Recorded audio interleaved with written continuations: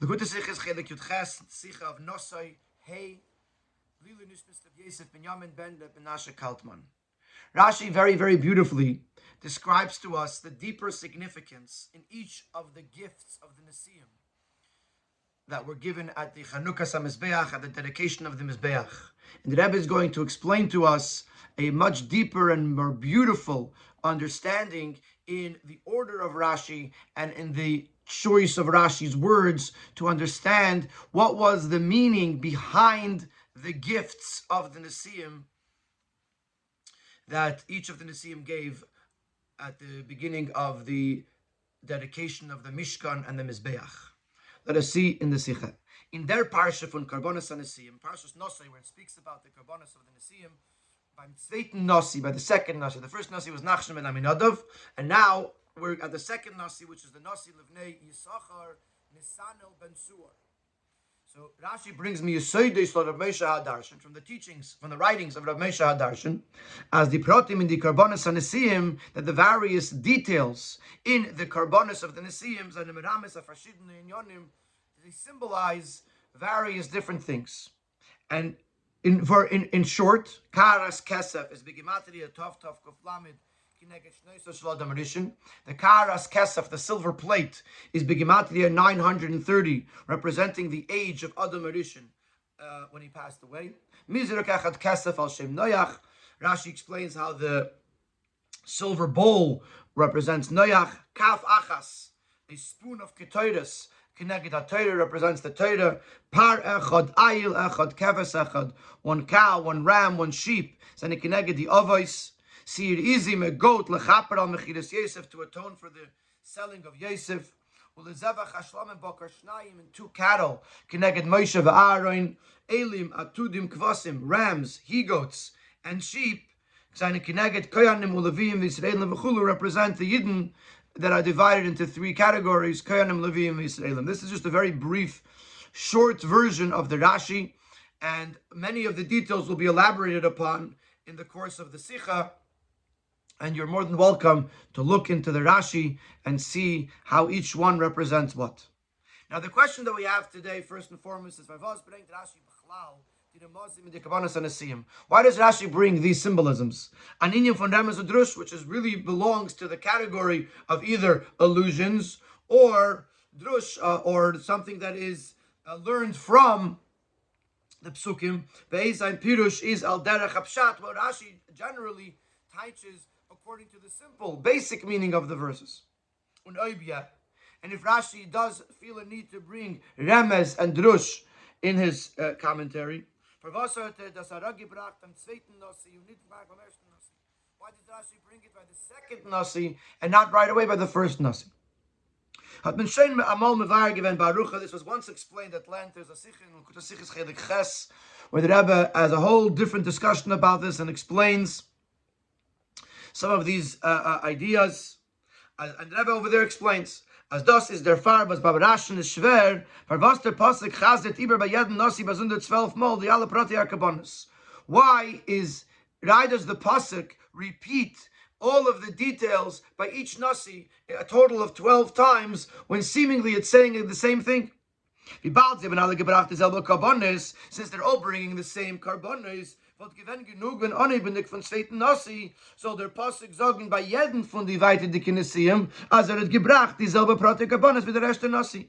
It would have sufficed seemingly that by each of the Nesiim, it would say, the Pasuk would say that this Nasi brought the same things as the first Nasi. Rashi is bothered by the fact that the Pasuk feels the need to repeat seemingly the same exact things 12 times over. The Far nimmt Rashi Arus, as beim Bringen dein Korban hat jeder Nasi gehabt seine besondere Kavonos und Masim. That therefore Rashi derives that every Korban, every Nasi had his own unique thoughts and intentions when bringing the Korban. Which would be consistent with what he stands for, what he represents, and the Shevet that he represents.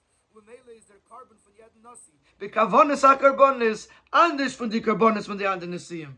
And therefore, in the intent, each Korban was different. Even though the actual items were the same, but in the intent of the Nasi, each carbon was different. Und der Fahr chaset iber der Pasuk die Proteia Karbonis von jedem Nasi bazunder. And therefore the Pasuk repeats each Nasi individually, separately, because each one represents something different. Und das, was Rashi bringt, bloß ein Remes für jeden Zug carbon. And the fact that Rashi only brings one significance, one message for each part of the carbon, und das darf verantworten dem übrige Chazen bei alle Schwatten 12 Mal, and which is meant to explain why the Torah says it 12 times. Rashi only brings one remes for each detail.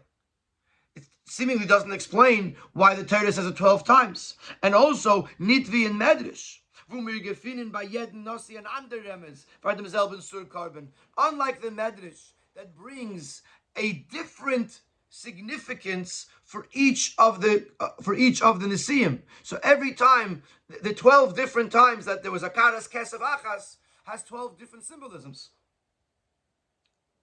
Is es der Fahr, was jeder Remes, was Rashi bringt, as in Kloli, was tilt sich auf Kama v'Kama Pratim, because every significance that Rashi is bringing is a general idea that can be subdivided into various different details. Und jeder Nasi hat gehabt dem Remes Kloli and andere Kavana Pratis, and each Nasi had within this general idea had his own individual intent. Versus zugepasst as ein Shevet according to what was the idea of his Shevet. We declared Dartan Barucha as explained at length in the Sicher Chelik Ches. So this already answers the question why Rashi brings a Ramazim and Drusim, and the answer is going to be because Rashi has a question. Why does the pasuk repeat itself 12 times? It also explains why it's brought by the second Nasi. Because by the first Nasi, it was obvious that it had to say what was brought. It's by the second Nasi where the question arises, why does the pasuk repeat itself? And therefore here Rashi introduces the Ramazim and the Kavonis, the various different intents and significances that the Nesiim had when bringing their Karbonis. However, the Rebbe is now going to ask a different question. And the question is going to be, what is the common theme between all of these details? There seem to be a bunch of random details. What brings them together? What is the storyline in all of these different details that Rashi brings? And that verstehen, Steve Base is a move, and it's very obvious, self-understood, that these significances of all of the various different details of the carbon of each nasi, that it's not just a gathering of random ideas. There must be details within one general idea. As we find in the Medrash, that before the Medrash begins to delineate the various different significances, individual significances of the Karbonis of each of the Nesiim, is a maktim the Nekuda Kolas and the Remasim from the Nasi. The Medrash first introduces a general idea that connects all of the details of this Nasi. For example, Nachshon, I'll say that Amalucha Nachshon is connected with the kingdom of Shevet Yehuda Nisanel. Hashem HaTorah Nisanel is connected to the idea of Torah, which the Shevet of Yisachar was known for their learning Torah, etc. So the Medrash, before it explains the details within each Nasi, it gives a general idea for each Nasi. So the question is, where in the teachings of Rabbi Moshe Darshan, as brought down in Rashi, do you see a common theme between all of the various different significances and kavanos? As his own time praten von den Klal, and the details that Rashi brings, you don't see how they connect as one general idea. In Medrash is da adeya, as the Allah Zachem, as the Nesiim of Makar given, the Medrash brings an opinion that all the things that were brought by the Nesiim, that it represents the chronological order of the generations, starting from Adam Rishon, all the way down till the time of the building of the Mishkan and the mitzvahs that the Yidden received at Har Sinai. And as the Medrash spells it out, as Karas Kesev is Meramas of Adam Rishon. Mizra, Kafneach, and V'chulu. And the Karas Kesev, the plate, represents Adam Rishon. The bowl represents Noach, as these two details are actually also in Rashi. And so seemingly we can say, as in Dan Bashtetich, the Nekudakolas and the Ramazim Rashi brings, that this is the general theme of the significances that Rashi brings.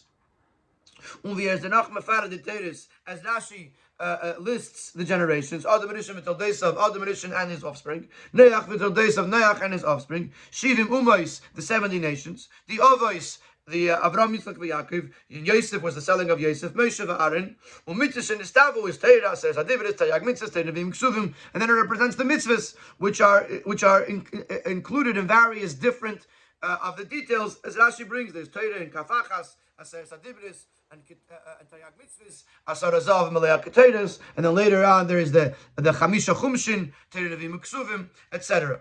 So L'chayra, the Rebbe is suggesting that this is the theme of Rashi. Rashi starting from Adam Rishon and going down through the generations until you get to the mitzvahs of the Torah. As Sabbanachal's kosher, but this is not a sufficient answer because it remains as a question. Aleph, the kasha from Maral, as the Maral asks. What's the connection between the age or the time period of Adam Rishon and Noach to what we're discussing here, the dedication of the Mizbeach and the Mishkan? Beis, secondly, if that's the case, then it should have actually followed the order of the chronological order of the generations. For us as memapsik, tzvishen di karbonis, keneged Noach und Avram chulu, mit kaf achas, keneged ha'toyrach v'chulu. Why is there an interruption between the era of Noach and the era of Avram with kaf achas, which represents the Torah, which belongs to the era of Moshe v'Aaron? Which means if you look back at the psukim, you have Adam, you have Noach, then you have the Avos. Then you have Kaf Achas, then you have Moshe v'Aaron, then you go back to the Avos and to Yosef, and then back to Moshe v'Aaron, and then to the Kain of Yisraelim. The Kaf Achas doesn't fit in. All of a sudden, it's not in the order anymore.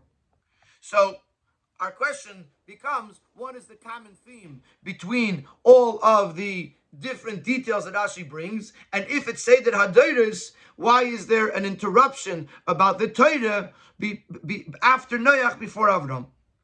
We have a few more sets of questions within these Ramazim itself. The first question we have was a general question. What connects all of these random details? Now we're going to look in the actual details themselves, and we have some questions. Av kaf achas asar azav is Rashi mefarish kaf achas keneged ha'Torah shnit miyad shel baruch hu. Kaf achas, which means a spoon, but kaf also means a hand, a palm. So Rashi says this represents the Torah that was given from the hand of the Eibishter. Asar azav, it weighed 10 golden pieces. Keneged Seres HaDibros, representing the 10 dibros. So that's one thing. We have the Torah and the Seres HaDibros. The Nach of Eilim Atudim Ukvasim. Later, when it talks about the 3 types of animals that were brought, Keneged Torah Nevim Uksuvim, that the 3 animals, the 3 types of animals, represent Torah Nevim Uksuvim. Then he talks about the fact that there was 5 of each. There was 5 rams, 5 he-goats, and 5 lambs. Keneged Shalosh Chamishiyos, there's 3 sets of 5. Keneged Chamisha Chumshin, there are 5 Chumashim. The Chamish Adibra Taksuvin Aluach Echad, the 5 Dibros that were on the first panel of, or the first tablet of the Luchos. The Chamish, and then there was 5 on the second tablet. So now we have a question.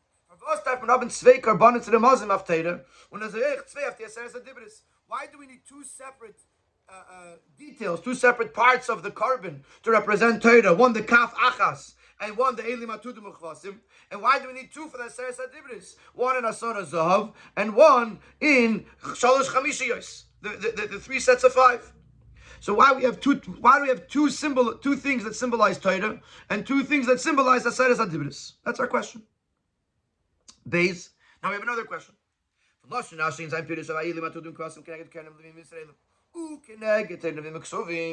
way Rashi phrases this, that the 3 types of animals represent Kayanim Levim and Yisraelim, and they represent Teinavim Ksuvim. Need davar acher keneged Torah v'chulod v'yesh emnim, and doesn't say that it's a second opinion, a second explanation why there were 3 things. It is muchach. So clearly, this tells us there's not 2 separate explanations in the significance of the 3 types of animals. There does ein pirush. It's one pirush. The remes from Gimel Minim is Kailal Dikainim Levim Yisraelim. The significance of the three types of animals includes the Kainim Levim Yisraelim zusammen mit der Nevim Uksuvim, together with their Nevim Uksuvim, is Tamua. So this is a question.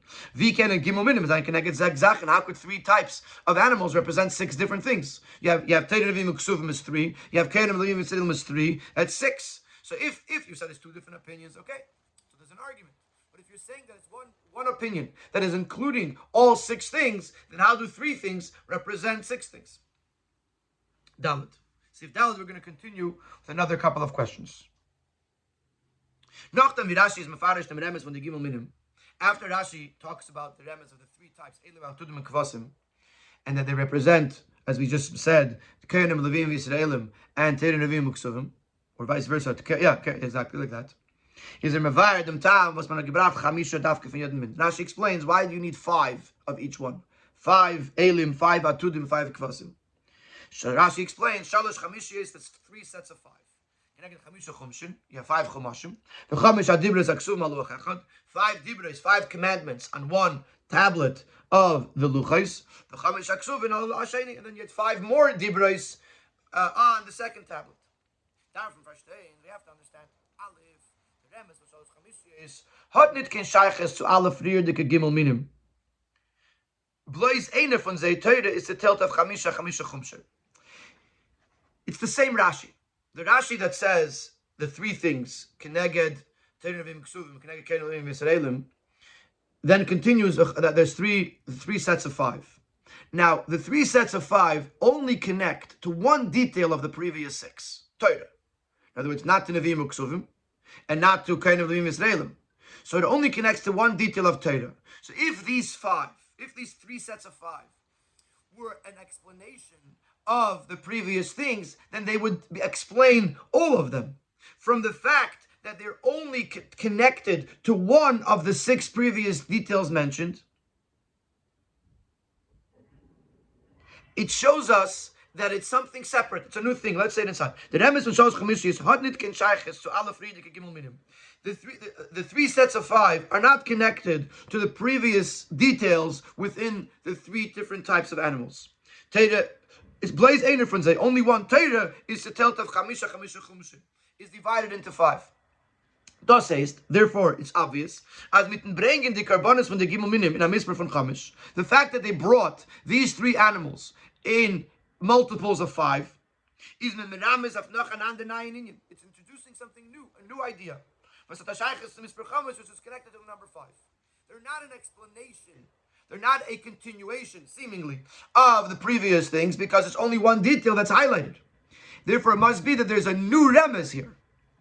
Is nicht move on. Was hat man gedacht haben, aber besondere Remes auf dem Prat von Chamish Chumshen v'chulu in Zugab zum Remes of Kol Satayda von der Gimel Minim. So then why do we need something new?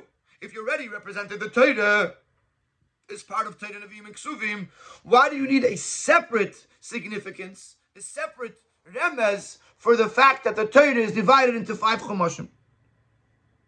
Base. I'm just going to introduce this one.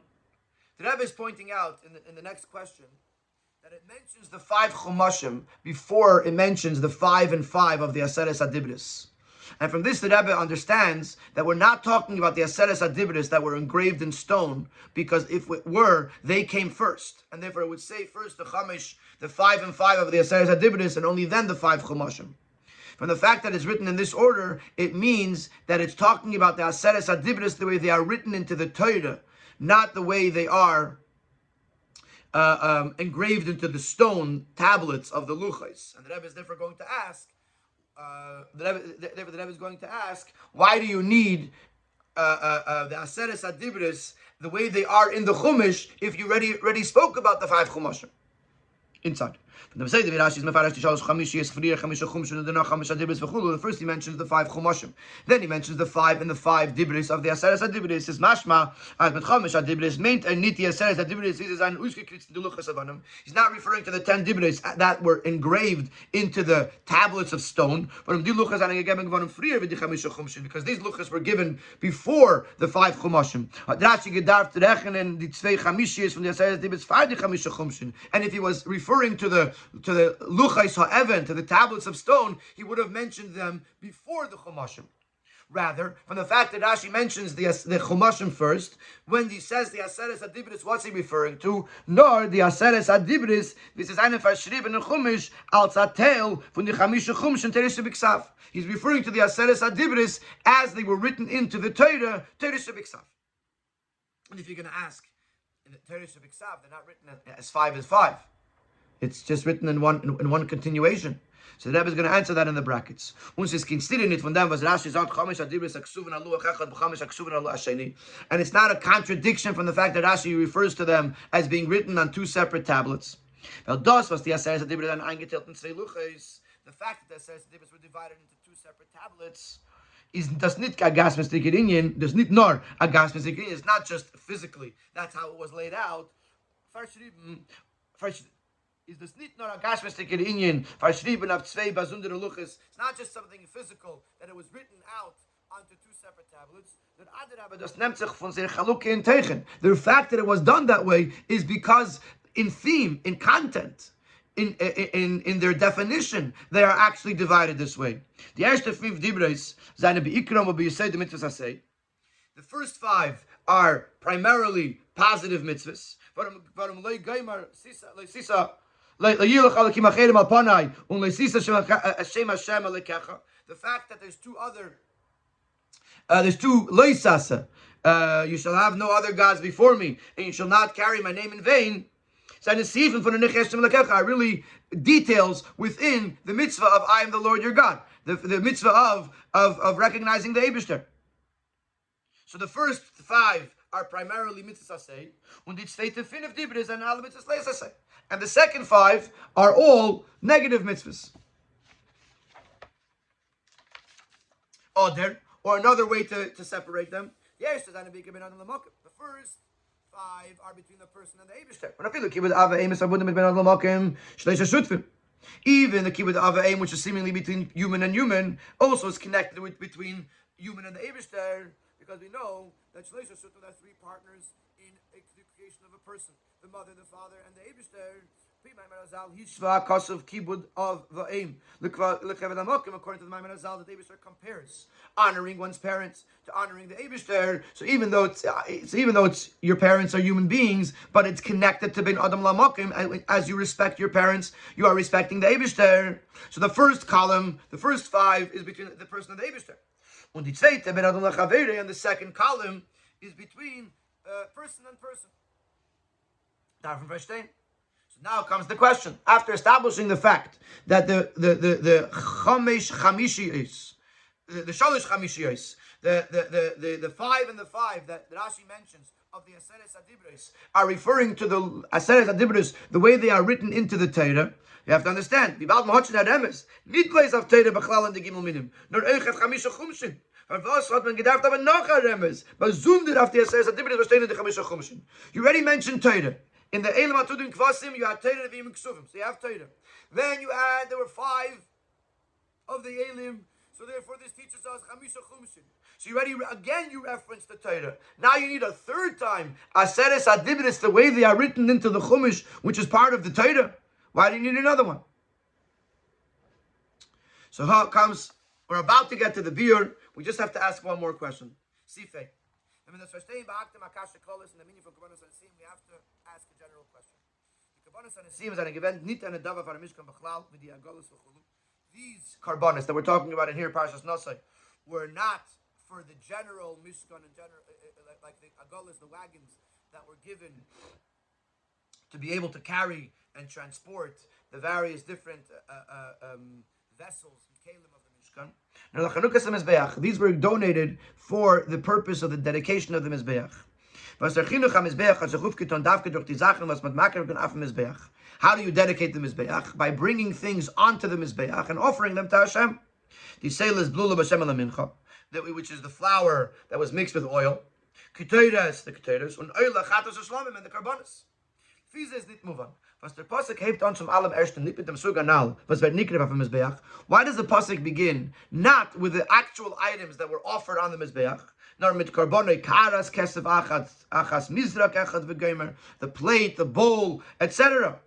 Und der Tzunach mit Ariches Apratim, and it elaborates on the details. In the Mishkol, Vishavi, von the Kelim, the weight of these vessels, the value of these vessels. When Azayich Danach Bakafachas, and again by the spoon, Asar Azov, it tells you what it was and how much it weighed.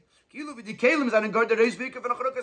if these vessels, the plate and the bowl and the spoon, were the primary elements of the dedication of the Mizbeach, which it's not understood.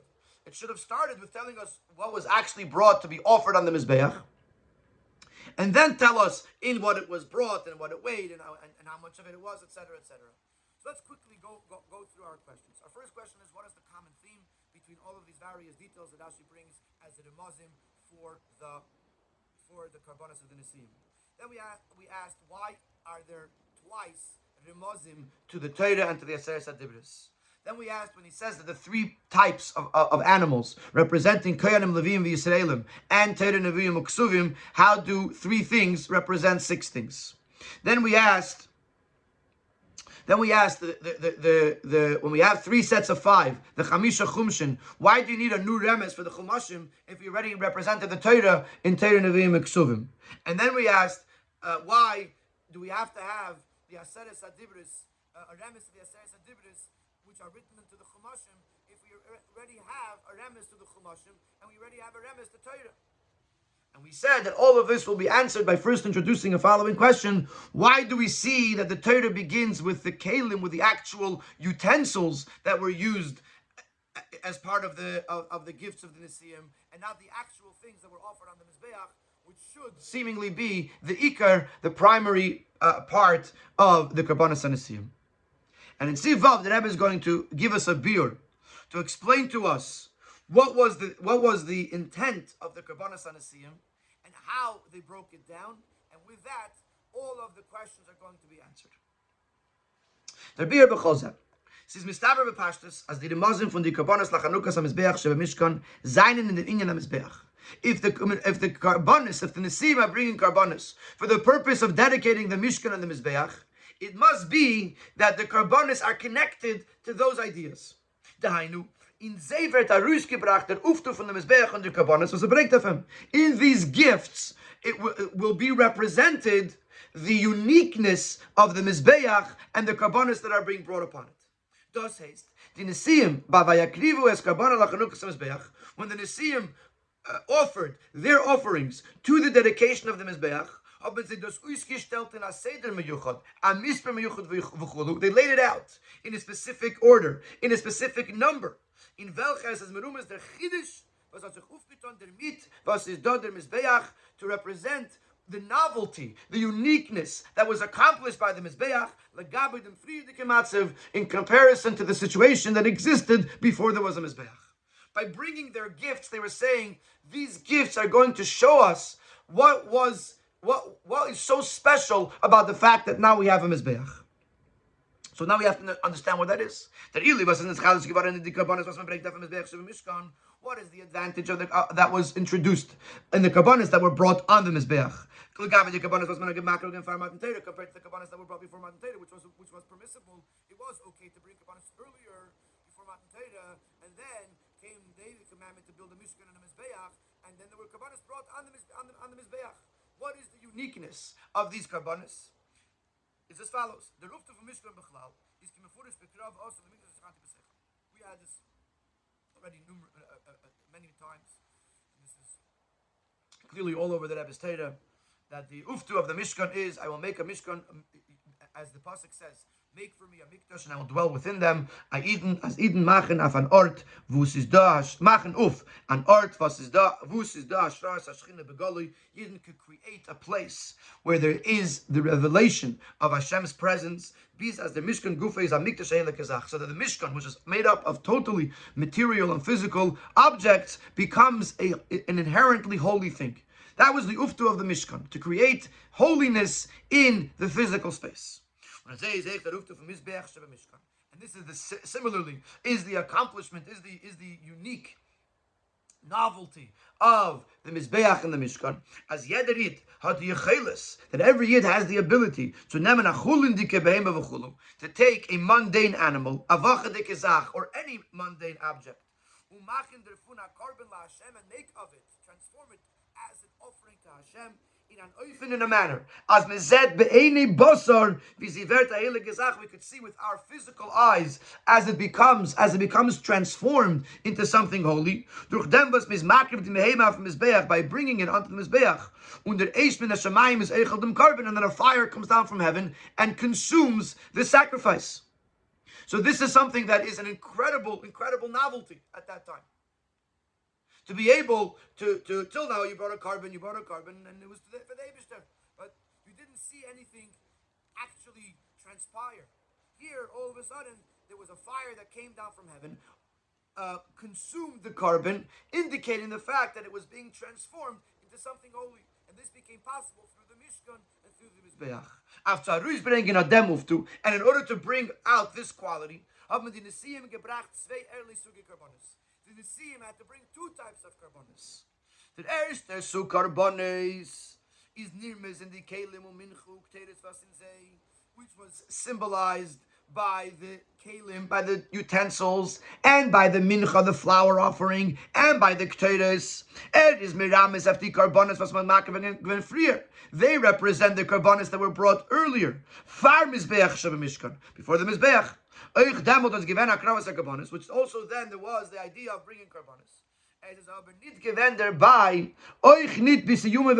But it did not have, even at the end of it, that a fire should come from the Eibishter and consume the carbon. Which represents the Shechina. So therefore, the karbonis before the Mizbeach and the Mishkan did not have the quality of actually seeing and experiencing the transformation into holiness. Ubeharemes, and in the symbolism, the kelim alein, the actual vessels, and the karbonis such as the mincha and the kteres, which were inside the vessels, and therefore they were concealed from the human eye. You don't see any revealed transformation in them. So the Nisim, they brought one category of gifts, of karbonis, which represented the era before Mizbeach and Mishkan, during which one could not see the transformation of the physicality. Then they brought a second category, in ganzen oder der Iker Mufchashvem Chelim Adam, which they themselves, the carbon, in the case of an oila, or the choicest part of them, the fat and the blood, in some other karbonis. Seine karbonis was mezet begoli, wie sie werden niskadev and ishtana, as they're being offered and transformed. Durch halos likal gabay mizbeach, by bringing it up and by squirting the blood on the mizbeach, and then there's an entire transformation. It's being slaughtered, but by the time it comes to the mizbeach, it's being brought onto the mizbeach. Its blood is being squirted onto the mizbeach. Then comes a fire and consumes it. Canal, as mentioned earlier. So we see the transformation. So the karbonis, just to explain this, because it's not uizgirat in the sikha itself, but whenever you want to prove a transformation, you want to say, look, something's happening, you have to look at it how it was before and how it was afterwards. So if the Nisim want to emphasize the transformation that occurs by the Mizbeach, they have to show you how it used to be and how it is now, the before and the after. So therefore they brought two types of karbonis that were not visibly transformable, such as the kelim, the mincha, and the kteres. And then they brought karbonis that were visibly transformable, such as the animals that were offered on the mizbeach. And thus they were showing us the uftu, the transformation that occurred because of the mizbeach and the mishkan. Before we go on, the Rabbi points out another difference. Also symbolized in the different categories that these karbanos fit into. The karbanos in the kelim in chon kteres seine nit von min achai, oder in ze is nit niker der chai zerer. The first category is not from living beings, or if they are from living beings, they do not. It's the fact that they're alive is not obvious. The second category is anachai. They were animals. They were living beings. Those are the meramis, and this symbolizes as durch mishkan mizbeach as neschadish geworden. That ilu von gili ashra shachina. That through the mishkan and through the mizbeach, it was introduced to the world the greatness of the revelation of the Eibishter's presence as von demem v'chayil, that from something that's inanimate and mundane, mach ben chayu kedusha, you could transform it into something that's living and holy. So you have two categories in karbanis: those that are inanimate and not visibly transformable. Then you have the second category, those which are living and those which are visibly transformable. And the Nisim brought both of those in order to show us the uftu, the novelty of the Mizbeach, and how it changed the way karbanis are being brought. When did this transformation happen? When is the turning point when there was a before and an after? When it became possible to be able to bring a korban and the physicality of it should be transformed. That's what the Rebbe is going to explain in Sif Zayin, and he's going to say that the transformation point, the turning point, I should say, is at Matan Torah, and really it can be pulled back till the time of Avraham Avinu. This transformation that can happen after Matan Torah is the pashtus ungedeitet Gevorin is seemingly symbolized in the Mizogin, as Matan Torah is verbunden mit dem as Eden Velen Venem Mamlechas Koyanim, in the fact that we say that Yidden are Mamlechas Koyanim, the Goy Kodesh and a holy nation. Similarly to what we learned in the Sicha of Shavuos of last week, that Mamlechas Koyanim is pshat, that Yidden are, the Balabatim are in control of the world and they're able to make a transformation in the world. And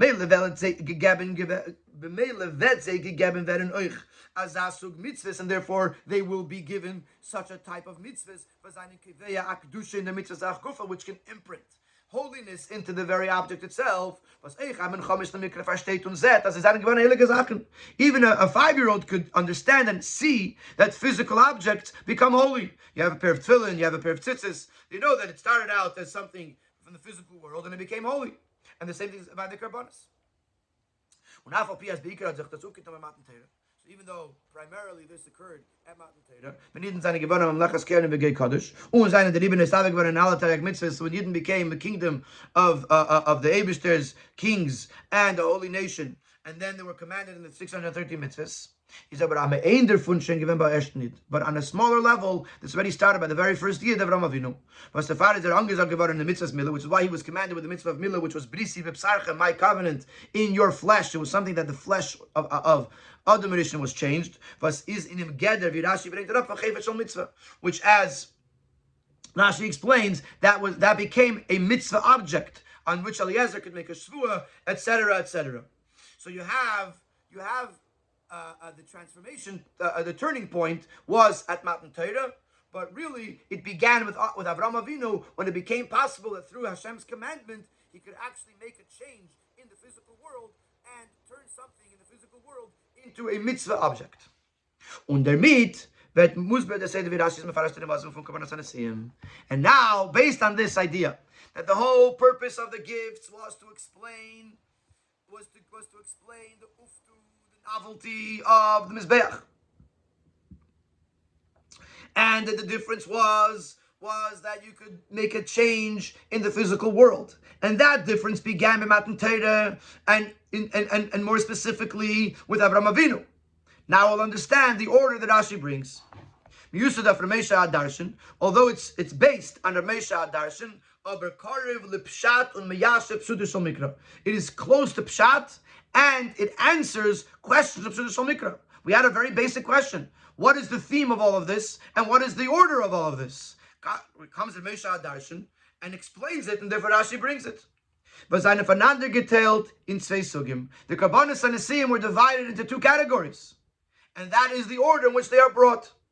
The Inyanim von Demim,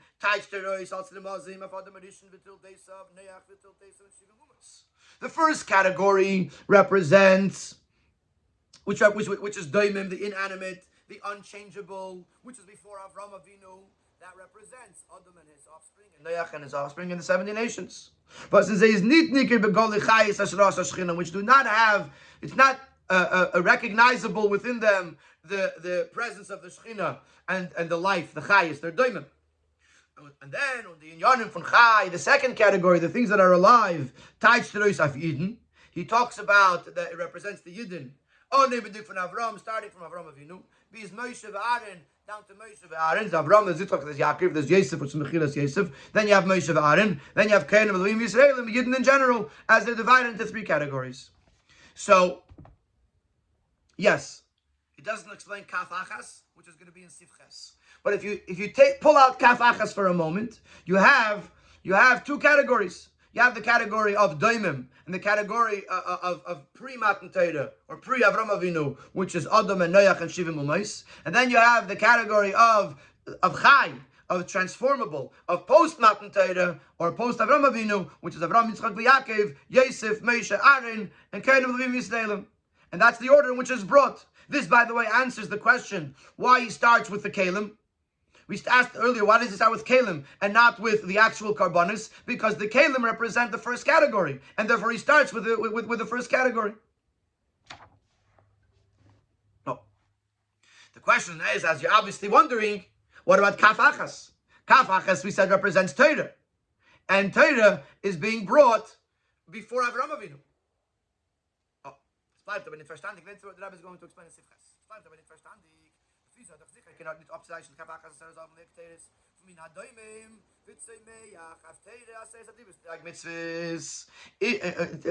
According to this, you can say that Kaf Achas belongs to Doimim. Kaf Achas, which is Torah, Aseres Adibris, Tayag Mitzvahs, that it belongs to Doimim or Tzemeach and not Chai. Especially since the whole transformation began at Matan Torah.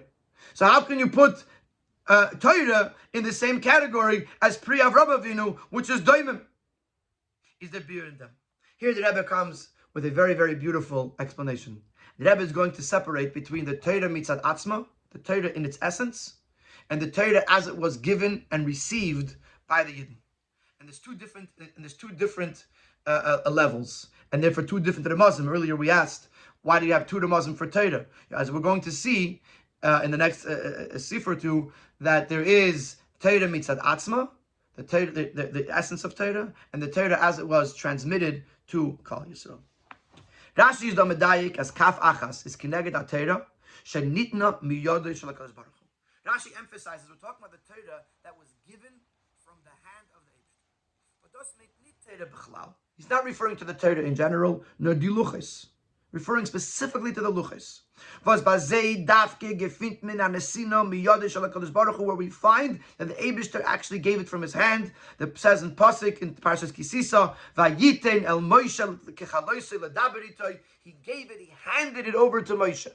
So when we say nitna miyodei, we're referring to the luchos that were handed, pun intended, from the Eibishter to Moshe Rabbeinu. Unazoi oich asar azov kineged aseres adibris. We have to include in this the Aseres Adibris and the Tayag Mitzvahs. The Aseres Adibris and Tayag Mitzvahs farzich. We're not referring to them as an independent entity given to the Yidden. Nor vider kaf die luchais seinen molle von Tayag. We're looking at it as the kaf, which is the hand, which is the luchais, are filled with the 613. Was nicht nur Yodel shel HaKadosh Baruch Hu.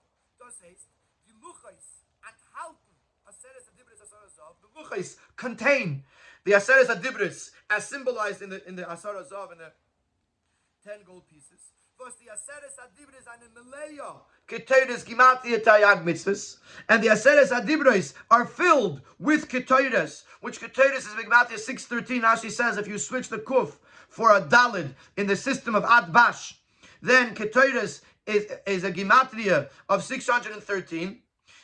So we're talking about luchas that contain within them the Aseres Adibris, which contain within them the 613 mitzvahs. V'Rashi Yoshem Mefares ben Parshas Potim as called Tayag mitzvahs, b'chal Aseres Adibris, saying that the 613 mitzvahs are included in the Aseres Adibris. Over there, the pasuk says, "V'ha'Torah v'ha'mitzvah asher kasafti." So Rashi says, which mitzvah are you talking about? It says the 613 mitzvahs that were included within the Aseres Adibris. This is a very important detail. There is the Aseres Adibris that were given to the Yidden. There's a tayag mitzvahs that were given to the Yidden. Here we're talking about the luchas that contain the aseres adibres and contain the tayag mitzvahs.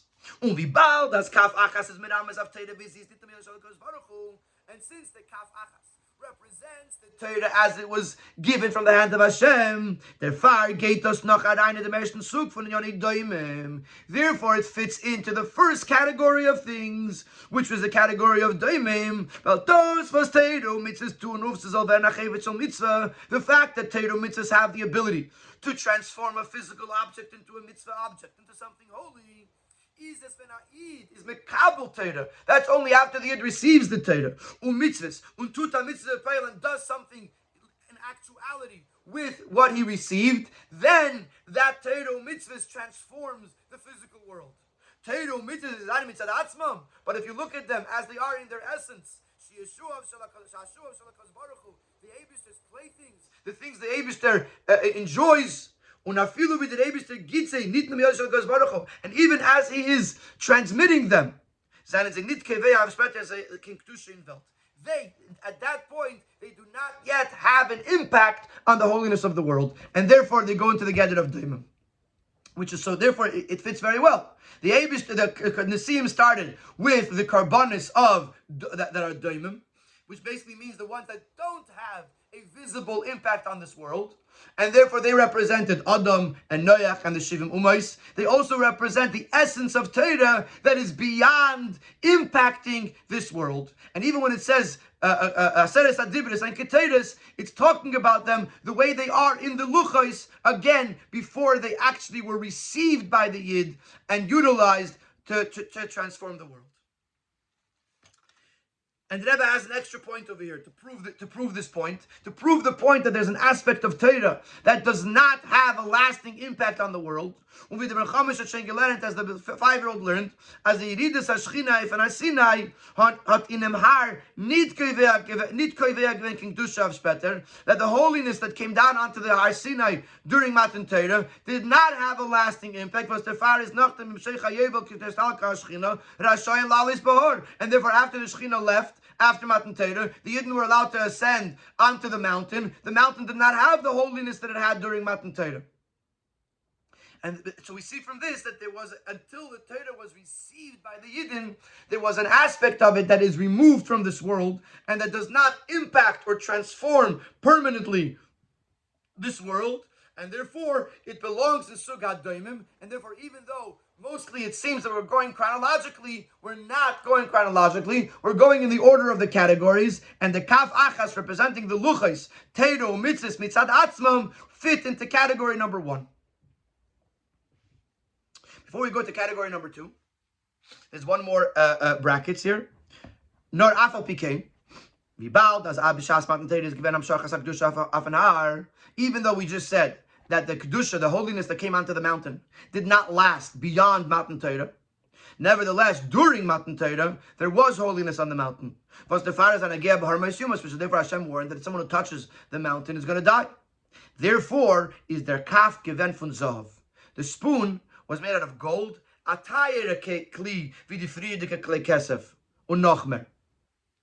It was something that is much more precious, much more expensive than the previous kalim that were made of silver or other things. Because at this point, it was already a higher level of preparation to the second category, the category of chai, as the Teiro mitzvahs or machen von dem chai, that we can make through Teiro mitzvahs. You could take the inanimate and make it into a live, make it and give it life. Canal, as mentioned earlier. So, in other words, we didn't get to the second category yet. But what the Rebbe is saying here in these brackets is that in the first category itself, there is a lower level and a higher level. The lower level is the regular. The higher level is when you already begin to see some crossover of holiness into the physical world, which is what happened at the giving of the Torah, and therefore already the kaf, the spoon that represents the giving of the Torah, or the Torah, is gold, not silver, to show that we're closer to the point of beginning the transformation of the physical world through Torah mitzvahs. So far, we spoke about the first category. Why do we start with the kelim? Why do we have the kaf achas before Avram, Yitzchak, Yaakov? Because we're talking about two categories. The first category is the doimim, the inanimate, the unchangeable, or the not visibly changeable. That includes the era of before Avram Avinu, Adam, Noach, Shivim, Umais. It also includes the Torah mitzvahs, the way they are mitzad asmam in the luchos before they were transmitted to the Yidden, and before the Yidden have a chance to begin the impact on the physical world. Siftes. So now we're going to go to the second category. Now that we say that Torah mitzvahs are not on their own, inherently, are not included in the second category, the category of chai. Now we can understand what Rashi is saying with regards to Elam and Tudim Kvasim. When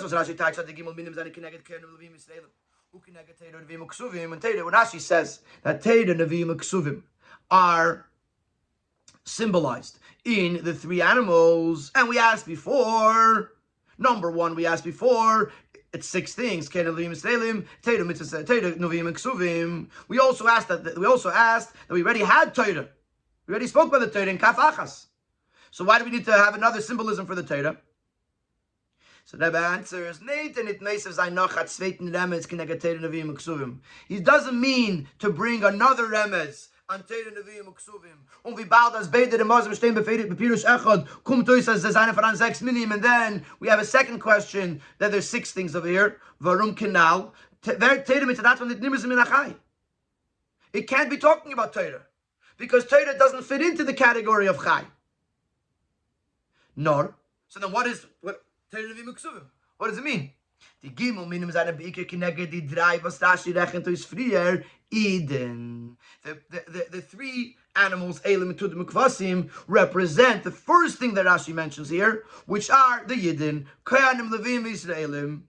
Nor, das ist Davke, wie Eden seine vereinzigt mit die Gimel Chelkei HaTorah. It's the Yidden as they are unified, as they become one with Torah and the three parts of Torah. We're talking about three things. The Torah and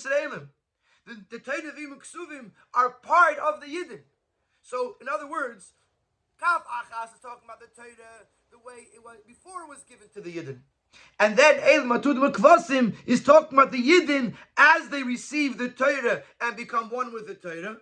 And therefore, they are three things, but it's different than the Torah that was represented in Kaf Achas. Und das kommt behemshich zum Friedik in Pirush Rashi auf Ulazavach Hashlamim Bakar Shnayim Kineged Moshe V'Aaron Shnit Shalom and Yisrael Avinus V'Shamayim. This fits in very well with the fact that right before this Rashi said that the Bakar Shnayim, which were a carbon Shlamim, represent Moshe V'Aaron, who brought Shalom between Yidden and Eibishter. Was dem Shalom v'chibur zwischen Yidden mit Eibishter haben Moshe V'Aaron dann Bimat and Teire durch und mit Teire und Mitzvahs. Talking about the fact that Yidden, Moshe V'Aaron created a peace and a bond between Yidden and the Eibishter, which was accomplished at Matan Torah through Torah and Mitzvahs. So now you have Elam Tudim Kvasim.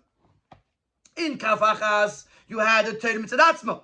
Then you had Avram, Yaakov, and Yosef. Then you have Moshe V'Aaron. What did Moshe V'Aaron accomplish? That through Torah and Mitzvahs, a Yid could become one with Torah. And then you have Elam Tudim Kvasim, which are the Yidden as they are unified with Torah. Und wie bald as euch die Gimel Minim, Elim Atudim Kvasim, seinen Karbonis Shalomim, and since they too are Karbonis Shalomim, which we said Shalomim means Shalom, peace between Yidden and the Eibishter, is the von Gufa Haichacha, as is seinen Kineged Kerem Ulvim Yisraelim, nicht nur wie Tzad Malos Masitten Bechlal, nor wie sie seinen Meyuchad mit Torah. If you're calling them a Shlomim, which Shlomim represents Shalom between Yidden and the Eibishter, then when we talk about the Yidden here, we're talking Yidden as they are in peace with Torah, one with Torah. Which this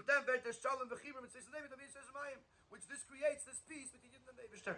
So if you look it down in the order so far, it's the order is fitting perfectly.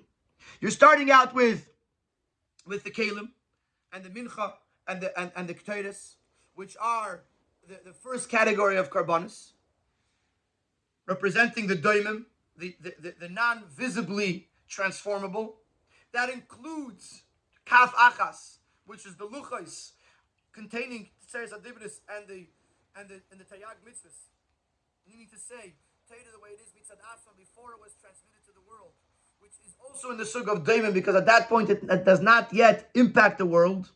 Then we go to talk about the second set of karbonis, parechad, ayel echad, keves echad, which are karbonis that do make a change in the world. And this brings us to the Bakar Shnayim, Moshe and Aaron, whose job is that through Torah they create peace between Yidden and the Eibishter. And this brings to Elim Atudim Ukvasim, which are also carbon shlamim, that which are the Yidden that are connected with Torah and connected with the Eibishter through Torah. Oh. We still have to talk about the three sets of five. Sifyud. Please, as ich weiß, der Hemshech und Pirush Rashe. Was gleich noch, Fahrer sein, Ukreget, der wie Muksum, mit dem Hemshech, in dem Mokzel, mit dem Raschil. Rashi continues in the very same Rashi. Shalosh, Chamishi. Three sets of five. Connected Chamish Chumshin. Die Balderin steht in den Hemshech mit Connected Teira. Is move on, as mit die Shalosh Chamishi is meint man nicht Aremes, auf eine neue besondere Inyanim. Now the Hemshech und Pirush zu Connected Teira v'chulu. In our questions we asked, why do we need a new Remes for the 5 Chumashim or for the 5 for the 5 Dibris and the 5 Dibris if we already have Asayas Dibris mentioned? We already have the Torah mentioned. Why do we need a new one? Says the Rebbe. No, look at the way Rashi structures it. Rashi puts it in the same Dibra Maschil.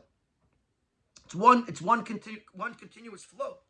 It means to tell us that these Chamish Chumshin and Chamish Dibris and Chamish Dibris are not a new Remez, but they are a continuation and an elaboration of the previous Remez, which said Torah Nevi'im Uksuvim.